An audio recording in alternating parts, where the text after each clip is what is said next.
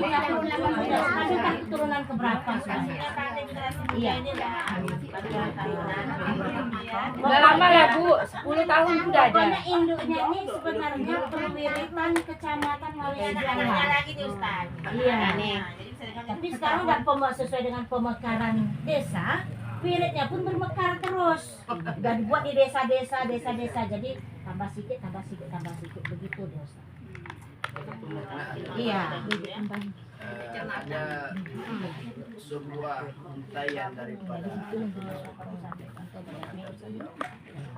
apabila dalam satu tempat itu ada majelis, apa itu majelis taklim, ya, majelis wiritan, penting majelis bil khair, majelis yang baik. Maka beliau sebutkan dalam satu tempat itu Allah akan membagi rahmat kepada 40 tempat maksiat. Makanya dengan berkat wirid Yasin ini, alhamdulillah akidah kita, masjid kita masih berkembang sampai hari ini. Nikmat itu yang sangat luar biasa. Kemudian salawat dan salam kepada junjungan alam Nabi Muhammad, para ibu, Yasin, kecamatan. Ini saya pertama kali ini ya. Sebenarnya ini pun pemanggilan pemaksaan sebenarnya.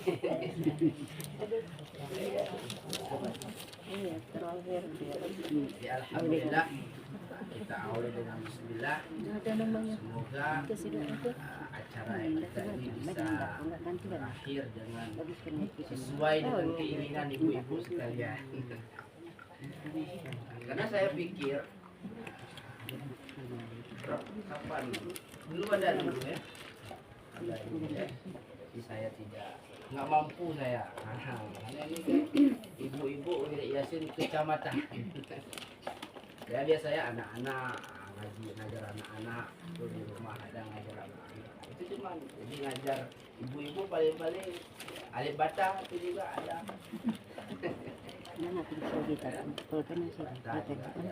Ibu yang nggak ada gigi-gigi lagi itu ngaji ikro ada. Jadi kalau udah macam kayak ini saya bilang orang lain aja lah, jangan saya. Berfirman dalam Al-Quran, kata Allah, persiapkanlah bekal kalian. Sesungguhnya bekal yang paling bagus itu adalah takwa. Makna bekal yang paling bagus, bekal yang akan berfungsi dunia dan akhirat itu adalah takwa. Hari ini kalau bekal habis makanan begitu kita masukkan dalam prosesan. Tapi kata Allah, bekal yang paling bagus maknanya apa? Berfungsi dunia dan akhirat, menyelamatkan dunia dan akhirat itu adalah takwa. Apa itu takwa? Takwa itu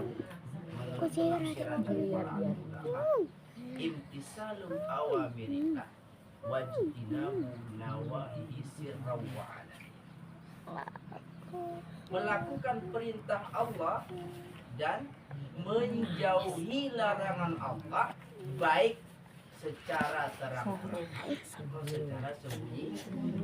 Kita ini yang banyak kan terang-terangan. Waktu kita itu berada di rumah sendirian, jangan apapun. Itu. Ya kan? Maka untuk mengukur seberapa banyak amal ibadah kita itu kepada Allah itu saat kita sendirian.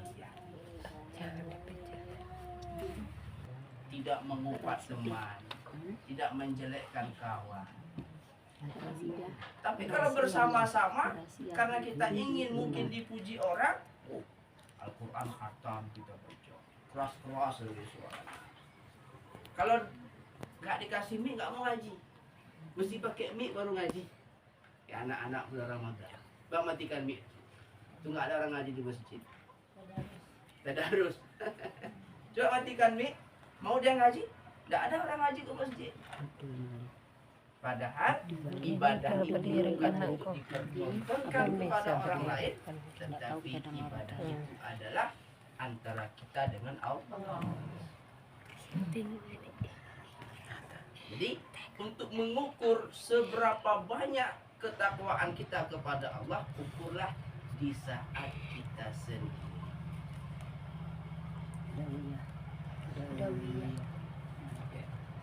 Jadi takwa tadi melakukan perintah Allah, menjauhi larangan Allah secara nyata dan secara sembunyi.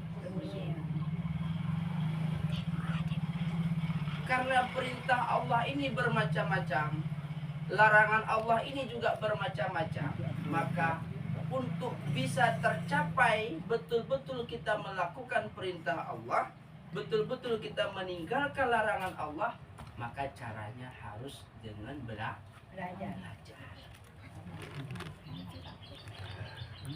Jadi tidak cukup hanya di wirid Yasin.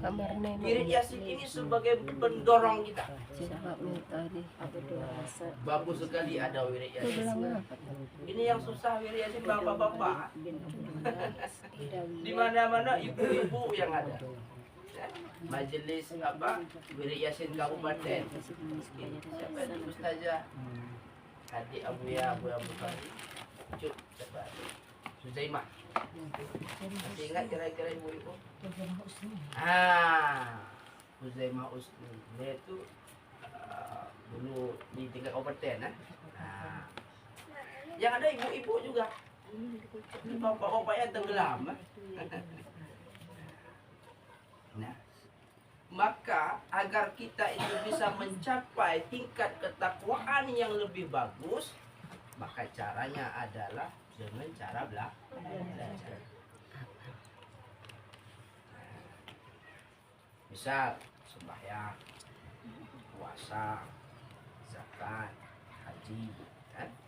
Nah, untuk mencapai sembahyang ini yang sempurna, untuk mendapatkan ibadah yang sempurna, maka caranya harus dengan cara belajar. Sehingga kata Rasul, man amala bila ilmi bahwa mardutun. Kalau kita beribadah kepada Allah tidak didasari atas ilmu, maka ibadah kita tidak diterima. Intinya, kalau kita menyiapkan bekal takwa tanpa ada dasar ilmu, maka ibadah kita tidak diterima oleh Allah. Maka saat kita ibadah kepada Allah, saat kita sembahyang misalnya, maka di poin sembahyang ini harus kita pahami mana syarat sembahyang, mana rukun sembahyang, mana sunat sembahyang, mana Tengoklah dari samping dulu. mana yang membatalkan sembahyang. Maka kalau ini tidak dapat kita bedakan mana rukun, mana sunat, mana fardu, mana membatalkan, menjadi ibadah sia-sia. Adek, yang kau pegang hitam tuh, Dek. Maka di saat yaumil hisab itu semua perilaku baik ibadah ataupun maksiat yang kita lakukan itu dipertontonkan. Dipanggil satu-satu. Polan bin Polan, ini sembahyang, ini takbirmu, ini rukukmu, ini sujudmu, ini bacaan fatihahmu. Kita sudah senang mendengarnya. Di akhir kesimpulan Allah katakan tidak satu pun saya terima. Kenapa? Tidak sesuai dengan standar syariatnya.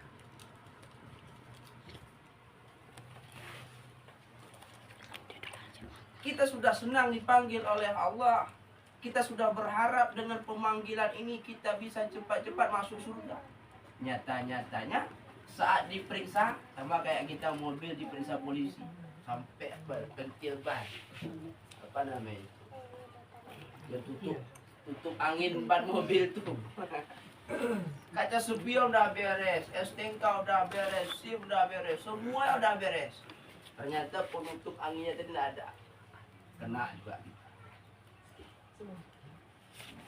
Begitulah saat kita bertemu dengan Allah. Setiap yang kita lakukan itu akan dipertanggungjawabkan. Baik itu amal kejahatan ataupun amal ibadah kita kepada Allah. Maka sebelum pertanggungjawaban itu nanti diminta oleh Allah agar ibadah yang kita lakukan itu sesuai dengan standar syariatnya, maka beribadahlah dengan ilmu. Jangan beribadah menurut perasaan. Bagaimana ibadah menurut perasaan? Menurut saya udah sah.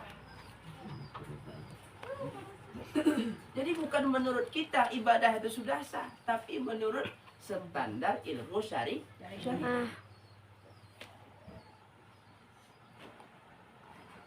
Menurut saya puasa saya sudah sah.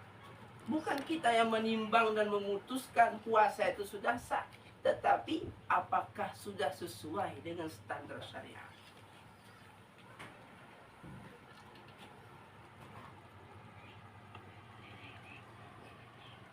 Maka agar usia dan ibadah yang kita lakukan itu tidak menjadi ibadah yang sia-sia, maka bertakwa dan beribadahlah dengan ilmu. Mulai dari cara berwudu kita dengan ilmu, cara niat kita dengan ilmu, cara takbir kita dengan ilmu, bukan dengan kebiasaan. Orang ini kita tengok begini. Nah, sehingga hari ini kalau kita punya CCTV di masjid, ada 20 orang sembahyang jamaah, 20-nya beda cara takbirnya. Ada yang beginilah, ada yang begini, ada yang begini. Entah mana yang betul kita tidak tahu. Kenapa? Karena orang ibadah bukan dengan ilmu, tapi dengan kebiasaan. Pola itu begitu, tengok dia sholat. Biar gitu. Ibadahlah kalian itu bagaimanapun harus dengan dasar Apa itu? Mau letak Disuruh dia tangan di sini bersihkan silakan. ponsel.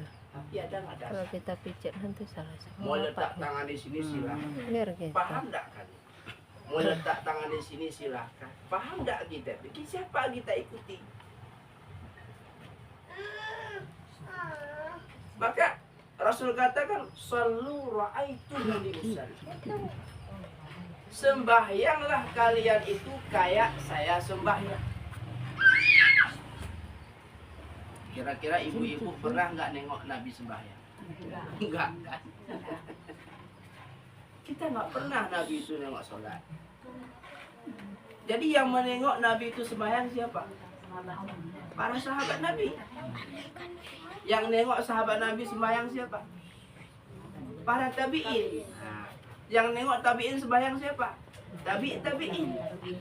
Yang nengok tabi'in sembahyang siapa? Mutakaddimin. Yang nengok mutakaddimin sembahyang siapa? Mutaakhirin. Yang nengok mutaakhirin itu siapa? Itulah yang ada tertera dalam kitab kita.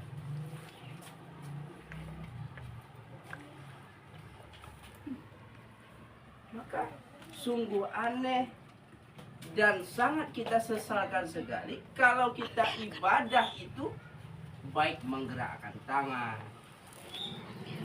hanya melihat kebiasaan orang.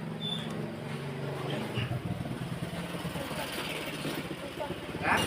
Ibu-ibu Yasin yang dirahmati Allah Subhanahu. Karena Allah katakan tazawwadu fa inna khairaz zadi taqwa. Siapkanlah bekal kalian karena bekal yang paling bagus itu adalah takwa. Agar takwa kita ini berkualitas dan berbobot, maka bertakwalah atas dasar ilmu. Sudah pasti dan sudah jelas orang yang bertakwa tanpa ada dasar ilmu, maka ketakwaannya tidak berkualitas. Kenapa tidak berkualitas? Karena keimanan seseorang itu menurut ketakwaan. Maka kadang-kadang ibu-ibu, kita itu hari ini semangat ibadahnya luar biasa. Besok semangat ibadahnya turun. Besoknya lagi naik. Besoknya lagi turun. Besoknya lagi naik lagi. Besoknya lagi malam ini semangat kita tahajud. Semangat kita tahajud. Malam besoknya udah kendor, tidak semangat lagi. Malam besoknya lagi semangat lagi. Kenapa? Karena ketakwaan kita tidak berkualitas. Semakin berkualitas ketakwaan kita, maka keimanan kita juga semakin berkualitas. Keimanan itu menurut ketakwaan. Kuat ketakwaan kita, maka kuatlah iman kita. Kalau turun ketakwaan kita tidak berkualitas, maka keimanan kita juga berkualitas. Maka ditanya orang, dia masih sholat Ustaz, dia masih kuat tahajud, kuat ini, kuat itu, kenapa masih kuat juga berbuat dosa? Ada pertanyaan. Kita ibadah kuat, ini kuat, semuanya kuat, buat dosa pun juga kuat, sama-sama kuat. Sehingga ada cerita itu. Ada seorang hamba Allah, ceritanya ada dalam kitab Majalis Susaniyah. Dipanggil, misalnya dipanggil sama Allah. Polan bin Polan berhadap kepada saya. Ini saya sudah senang membawa 1000 kebaikan. Wah, udah senang. Saya bawa sedekah saya bawa sembahyang saya bawa pahala mengaji saya, semua pahala saya bawa. Senang gembira ini sudah pasti dimasukkan Allah dalam surga. Sama gembiranya kayak kita dipanggil sama presiden. Misalnya dari segala satu orang panggil presiden, nah senang kita itu, senang kali. Suratnya pun dari pos kirimkannya, langsung ke rumah kita lagi. Senang kita itu. Mana baju yang nggak pernah kita pakai itu kita pakai. Begitulah umpama. Dipanggil senang kali. Wah, begitu ketemu sama Allah. Kamu polan, betul. Mana ibadah kamu ini senang. Kita tunjukkan terus. Nah, setelah itu Allah buat pengumuman. Seluruh makhluk. Polan bin Polan sudah berada di hadapan saya.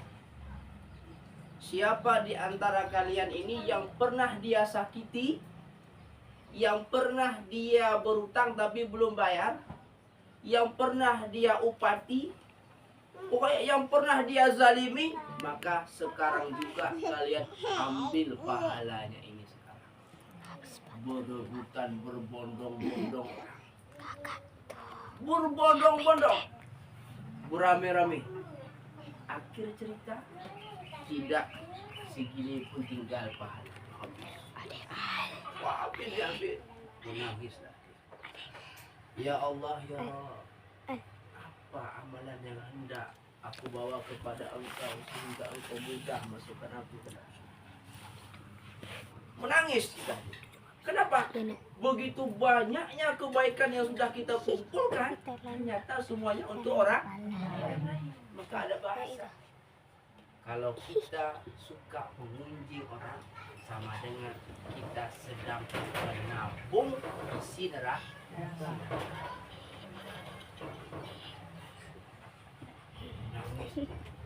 Menangis sejadi-jadinya. Menangis dia. Di sana hendak kemana kita mau meminta bantuan? Keluarga tidak ada di sana, jabatan tidak ada di sana, harta kita dah tinggal, dah habis, jabatan dah tinggal, dah habis, semua dah habis.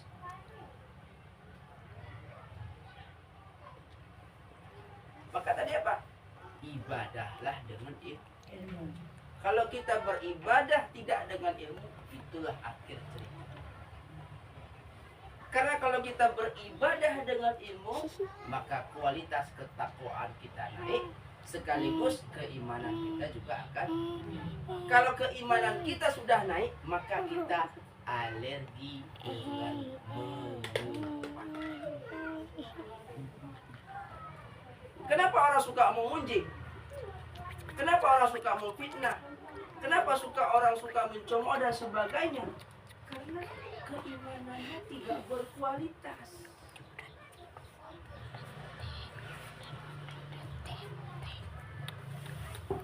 Makanya Allah katakan, apabila dibacakan ayat Quran, maka gemetarlah hati. Wa idza tuliyat dzukirallahu qulubuhum. Kalau dibacakan ayat Allah, maka gemetar hatinya. Kira-kira kita gemetar nggak hatinya?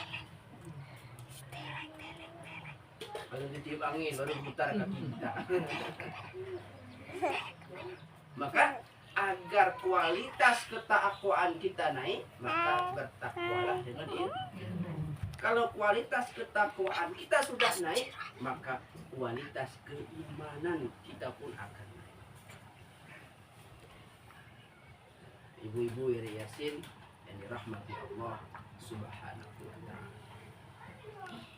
Sehingga ada ungkapan para alim ulama, kun aliman au muta'aliman au mustami'an au muhibban wala takun. Kias biar hidup kita bahagia. Apa kata beliau? Jadilah di saat engkau diberikan oleh Allah kehidupan, satu, yang pertama derajat yang paling tinggi, jadilah engkau itu sebagai guru. Derajat yang paling tinggi. Jadilah engkau itu sebagai guru. Kenapa? Karena kalau kita sebagai guru bisa membantu orang lain, menghilangkan kebodohan, menghilangkan kejahilan. Bayangkan ibu Iri Yasin yang dirahmati Allah Subhanahu wa ta'ala, hari ini bisa kita baca Yasin berkat siapa itu? Guru Al-Quran kita dulu kan. Gitu kan? Bisa kita baca Alhamdulillahirabbil alamin. Berkat siapa itu? Guru waktu kita anak-anak dulu. Guru ngaji dulu, guru ngaji kita dulu. Ibu masih ingat guru ngaji dulu itu? Itulah guru yang paling berjasa.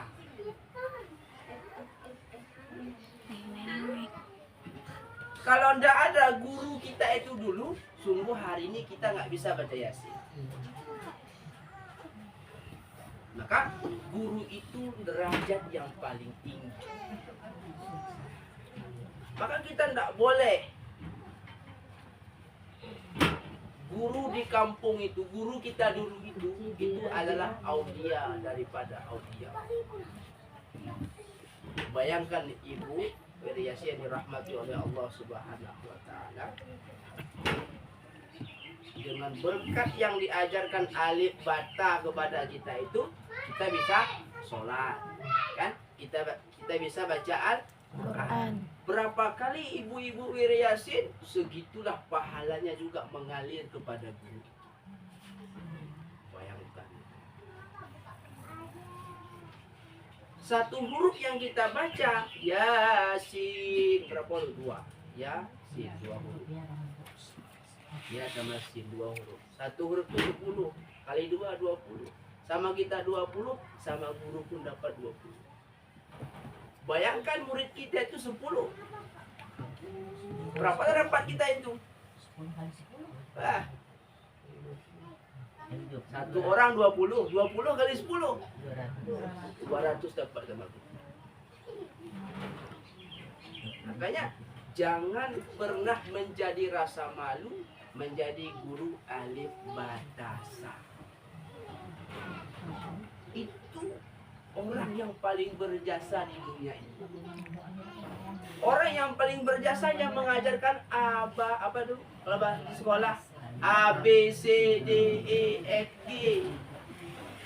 Kenapa? Gara-gara yang diajarkan oleh guru kita di SD dulu itu, kita bisa membaca terjemahan Al-Quran.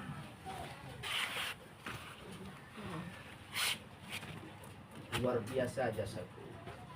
Maka beliau katakan kun aliman, jadilah engkau itu seorang ibu. Ibu-ibu kan bisa ngajar alif batasa. Ajarkan aja anak, cucu, tetangga. Mari. Duduk. Besok dapat dia buka sama kita dapat. Dia pun nanti ajarkannya lagi orang lain. Ada lagi pahala sama kita. Hak remanya dapat kita lagi. Nah, ibu-ibu kalau punya anak, jangan suruh orang lain mengajarkan. Kita mengajarkan. Sekurang-kurangnya lafaz bismillah. Biar apa? Biar fungsi kita dapat dua, sebagai ibu dan sebagai guru. Jangan cepat-cepat antar terus tempat ngaji. Kita yang ngajar. Nah, biar kita dapat dua profesi, sebagai ibu dan sebagai guru. Ajarkan bismillah. Ajarkan alif, ba, ta. Biar kita besok anak kita ibadah, kita dapat pahala. Ngaji dia mengalir pahala sama kita. Nggak senang kita itu. Senang kali. Sama bandingannya, ini kita lagi duduk gini misalnya. Pagi, siang, sore, malam. Nggak kerja kita. Uang kita ke rekening masuk sehari 5 kali. Nggak senang kita itu. Anak kita 10. Sana ngirim pagi ini, sana ngirim siang ini, sana ngirim senyum-senyum kita itu. Sambil belajar ke pekan senyum-senyum kita kan. Senyum nggak kita itu? Senyum lah. Bahagia kali sehari 5 kali dikirim setiap hari. Yo, alhamdulillah. Senangnya Masya Allah. Begitulah bandingannya ibu-ibu yang dirahmati Allah. Besok kalau kita meninggal punya banyak murid. Di sana murid kita dia baca Al-Quran. Di sini murid kita baca Al-Quran. Di sini murid kita baca Al-Quran. Di sana murid kita dia membaca terjemahan Al-Quran. Itu guru SD yang ngajar A, B, C, D, E, F, G. Dapat pahala juga. Maka kun aliman. Jadilah kita sebagai guru. Nah, jadi guru kita nggak mampu. Au muta'aliman. Jadilah sebagai pelajar. Ngajar kita nggak mampu. Maka jadilah kita orang mengaji. Pahala mengaji luar biasa. Bahkan ada dalam satu hadis.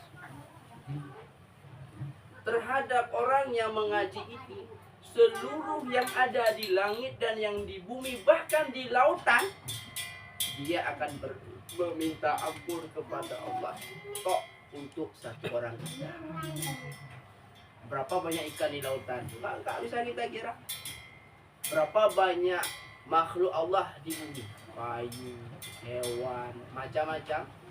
Berapa banyak makhluk Allah di atas langit? Kita nggak tahu.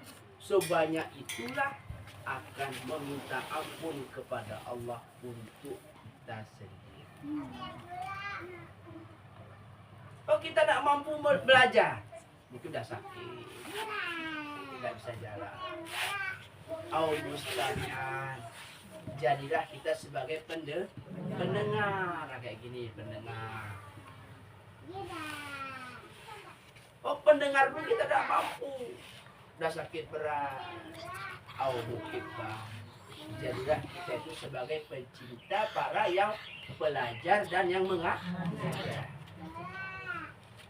Wala takun khamisan. Jangan kita menjadi golongan orang yang kelima. Siapa golongan kelima? Guru dia bukan, mengaji dia enggak, mendengar pengajian pun enggak mau. Yang ada dia memaki, mencaci orang belajar, mencaci, memaki orang wirid Yasin.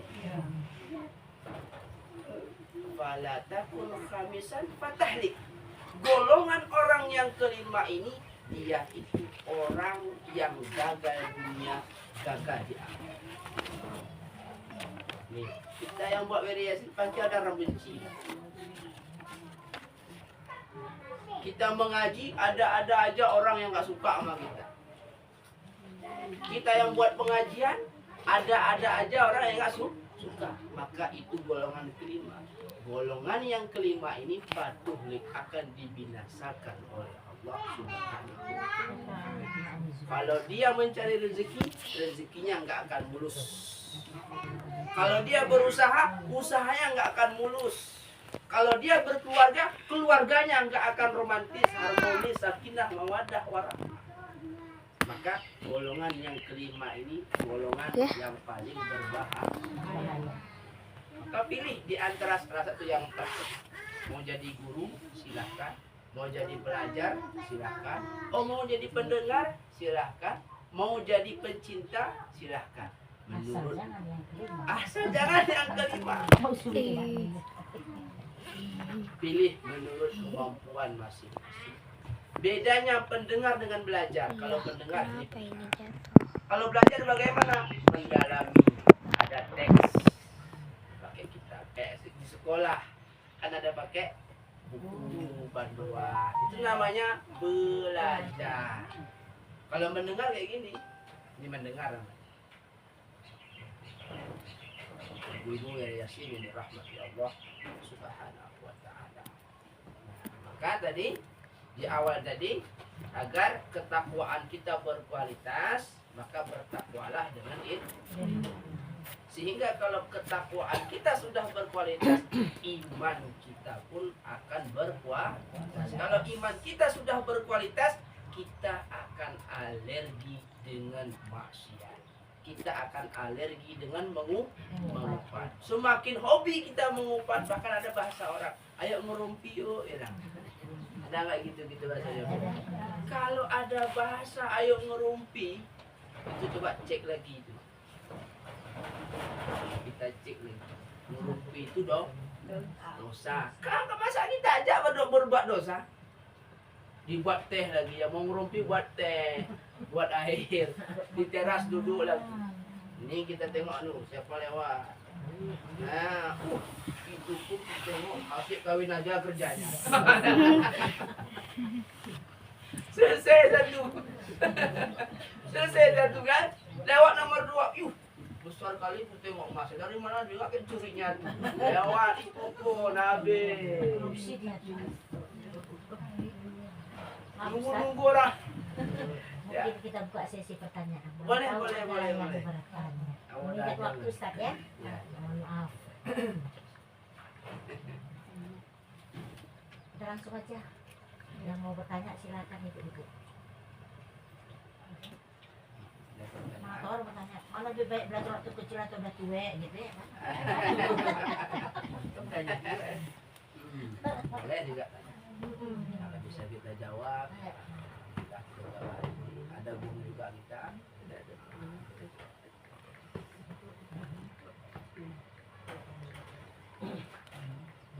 Saya akan bertanya Ya, mengenai salat witir. ya. Salat witir ada yang 2 kali salam, ada yang sekali salam 3. Ya. Yang mana sebenarnya yang Yang bagus, betul. yang lebih afdal, yang lebih afdal lah. Jadi sembahyang witir ada 2 cara. Ada dengan wasal, sambung, ada dengan fasal, pisah. Yang paling bagusnya pisah. Kenapa paling bagus pisah?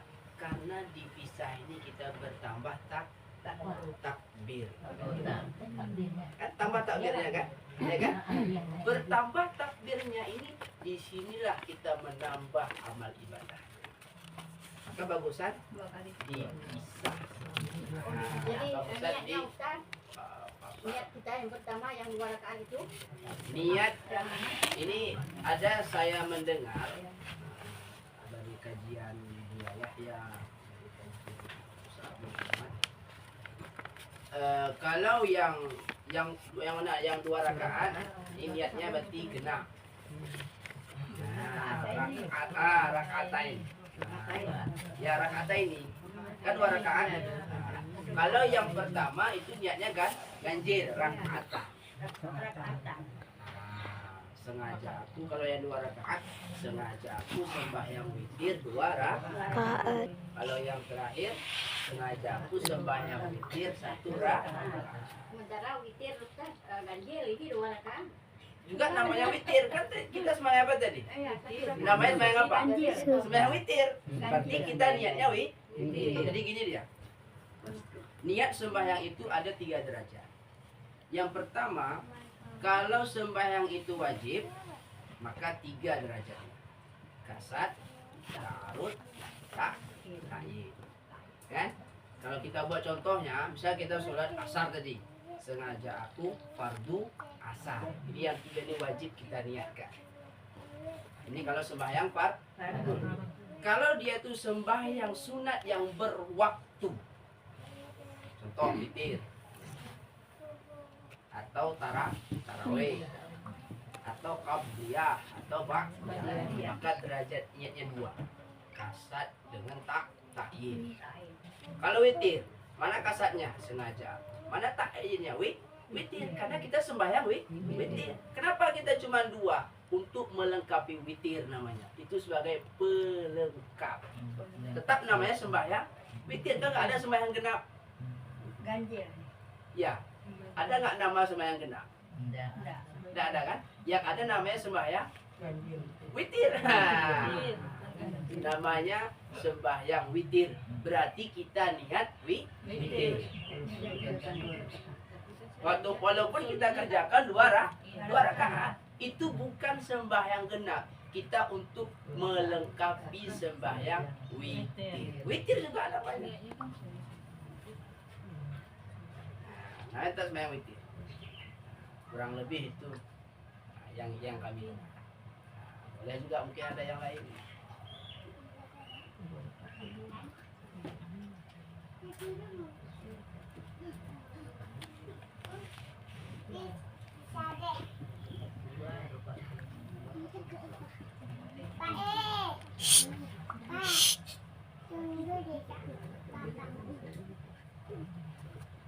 Ada lagi yang lain?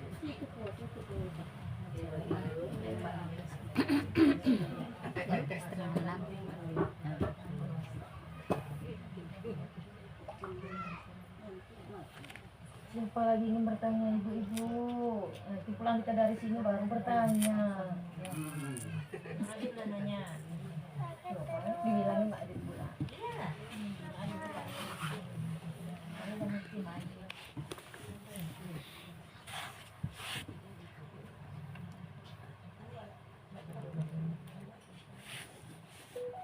Semalam pun ada yang bilang.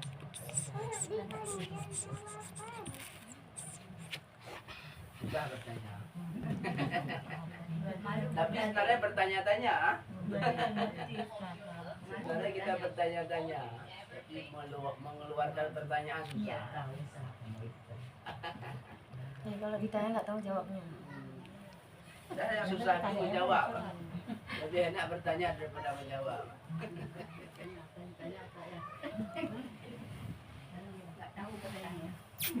Tidak tahu.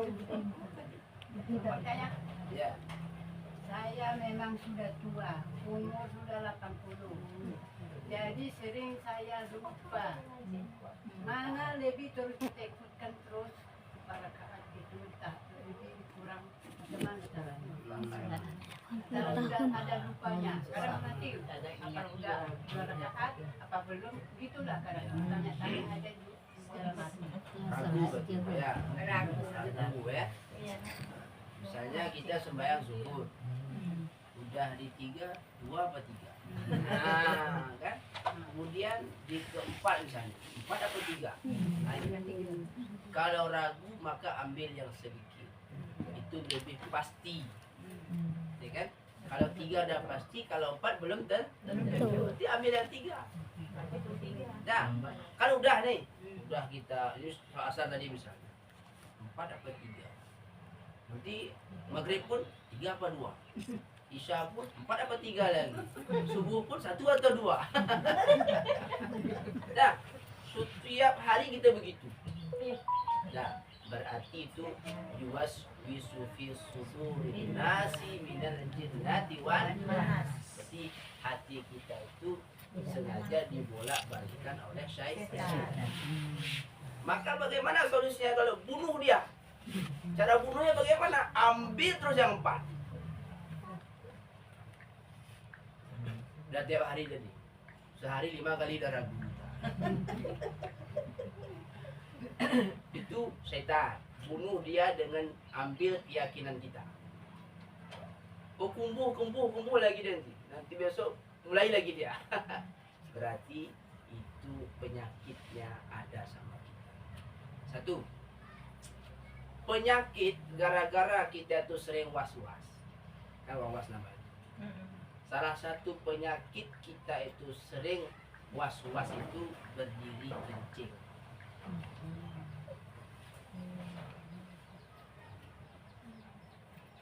Nah, berdiri kencing, maka itu akan bisa banyak menimbulkan was-was. Maka kalau orang was-was itu bisa membawa kepada gila. Ya kan? Kayak orang gila gitu. Ya, satu itu. Yang kedua, yang membuat kita sering was-was itu adalah banyak buat dosa tapi tak pernah taubat.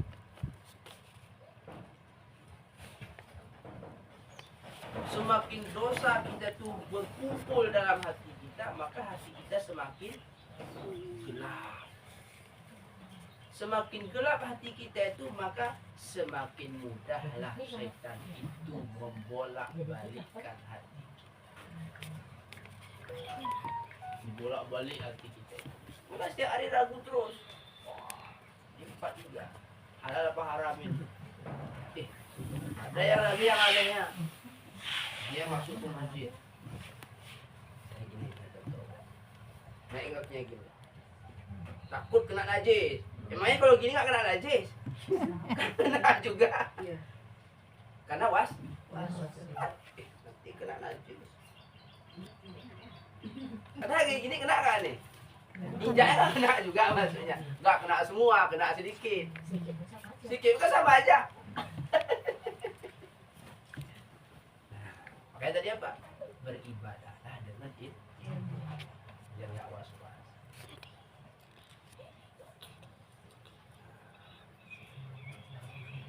Yang terakhir Ustadz ya, Ya. penutup pertanyaannya. Saya ada buka YouTube Ya. baru-baru ini. Di situ ya saya buka praktik sholat. Ya. Kan sholat berjamaah. Jadi kan di YouTube sekarang tuh ada sistemnya yang benar, dibuat dari checklistnya ya kan. Kalau salah kebetulan yang saya lihat itu, dan yang sering memang kita lihat dalam kehidupan kita sehari-hari itu, jika kita jadi makmum ini dulu Ustaz ya, nggak usah imam, udah pasti dah ada apa ya. Kita jadi makmum. Ini makmum ini tadi udah imam, misalnya kita sholat asar. Ini sholat asar Ustaz ya, atau sholat zuhur yang memang tidak dizohirkan, tidak diajak, tidak dikeraskan suara kita. Jadi kita akan mengikut imam, mulai dari takbir Allahu Akbar, itu kan semua ada dalam hati, Fatihahnya juga dalam hati semua kan, kan? Nah caranya ini yang salah ditunjukkannya itu begini. Saya jadi makmum, baca Fatihah tadi udah begini kan, saya diam, tidak ada gerak-gerak mimik dan mulut apapun. Katanya salah. Yang benar dibuatnya walaupun tidak di keras, harus terdengarkan oleh kemudian agak bersih. Ya. Harus begitu katanya. Jadi Ya. saya tanya untuk kepastiannya. Ya. Tapi saya ikut pula yang mana pula salah. Benar lagi ya kan? Mana yang lebih baik? Kita diam, tidak ada, walaupun dalam hati mungkin terbaca lah Ustaz ya. Tapi mulut kita tidak ada gerakan mimik. Kita bilang gerakan mimik, gerakan apapun, dan diam dengan diam. Katanya salah. Yang benar ditunjukkan itu harus kita mengucapkannya itu juga dengan gerakan, misalnya bismillah. Ada gerakan lidah. Katanya. Jadi pertanyaan saya, mana yang lebih baik? Begini, rukun sembahyang berapa? 13. Rukun sembahyang dibagi 3. Satu namanya rukun qauli, 2 rukun qauli, 3 rukun fi'li. Rukun kalbi itu cuma dua, niat dengan apa rukun kalbi? Rukun yang dilakukan hanya dengan hati, tidak ada amalan, tidak ada niat, niat sama Terpikir.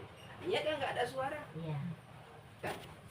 Nggak ada huruf, Dan tidak ada gerakan. nggak ada gerakan apapun. Iya. Ya, niat. Satu itu rukun kalbi.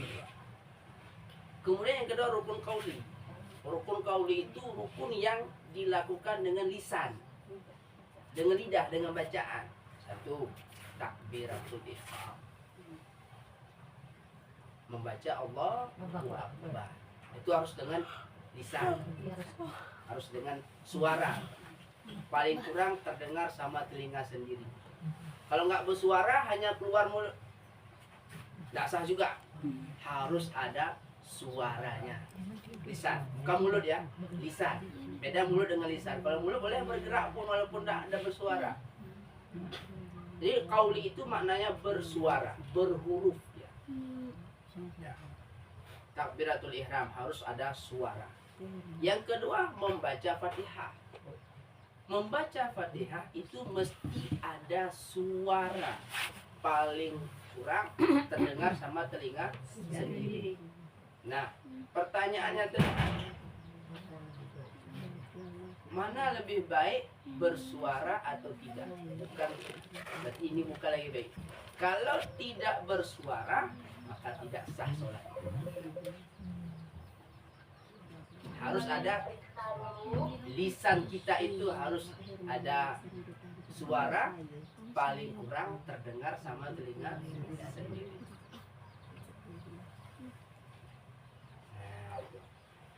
Kemudian apa lagi rukun kauli?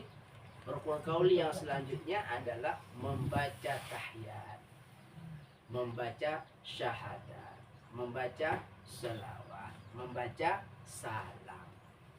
Ini rukun kauli harus dengan suara.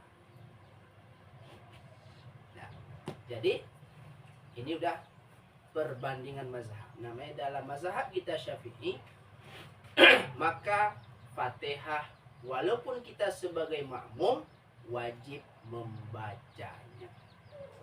Dibaca dengan apa? Dengan lisan, dengan suara. Tapi jangan kerasan kita sama imam. Kita berlomba sama imam. Imam nanti bacanya irama bayati, kita irama bayam. Kan? Nah, itu dia. Jadi harus dengan lisan. Karena dia termasuk rukun kauli. Lebih kurang begitu.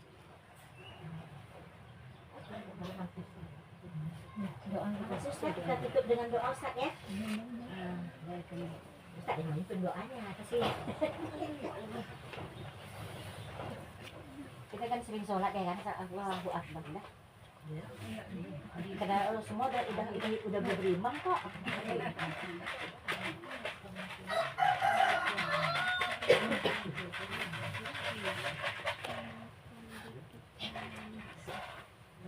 Langsung kita doanya Bu ya.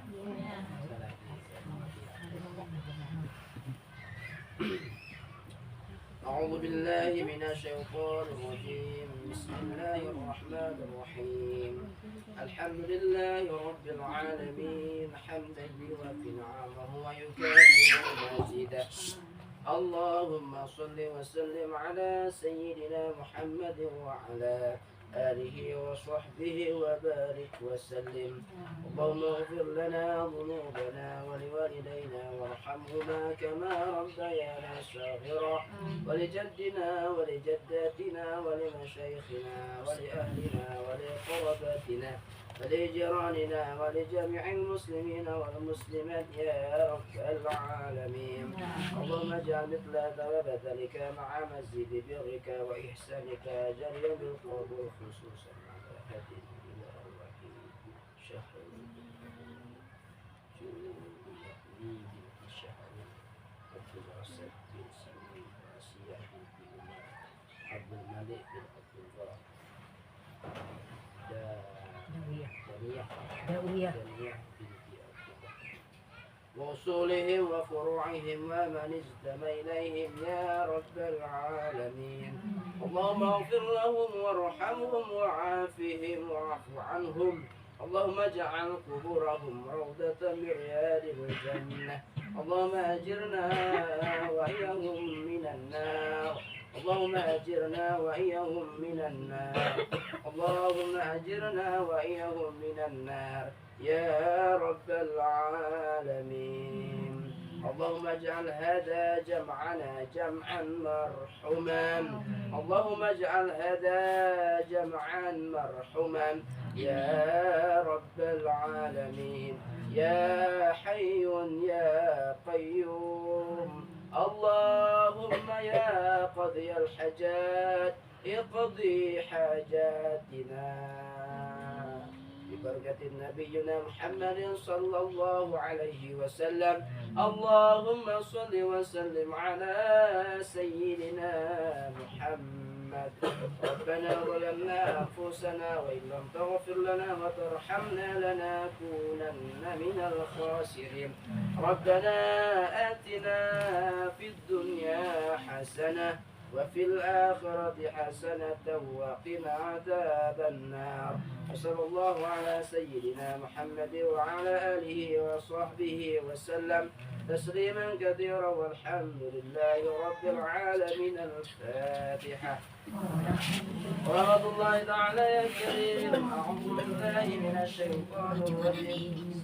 بسم الله الرحمن الرحيم. الحمد لله رب العالمين الرحمن الرحيم مالك يوم الدين. إياك نعبد وإياك نستعين. اهدنا